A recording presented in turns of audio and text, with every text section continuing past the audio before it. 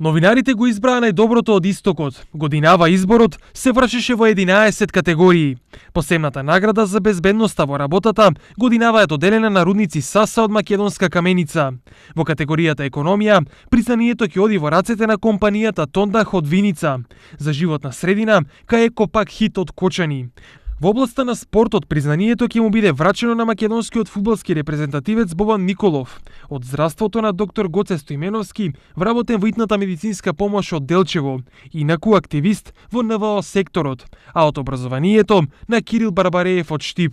Од областа на новинарството, признанието завршува кај електронскиот портал Комарец.мк од Кочани, од туризмот кај општина Пробиштип за уредувањето на пештерите на Лесново, од културата кај Инвиница Веритас од Виница, од невладиниот сектор кај Амброзија од Пехчево, а за иновации кај учениците од гимназијата Славчо Стоименски од Штип. Личности, институции, предпријатија кои што придонеле многу и направиле нешто добро во минатата година и одлучивме со гласање најдемократски, ако се новинари во прашање тоа е навистина понекогаш и тешко да се усогласат мислења, но усогласени се и во повеќе категории одлучивме кои се тоа личности кои што заслужуваат да добијат признанија.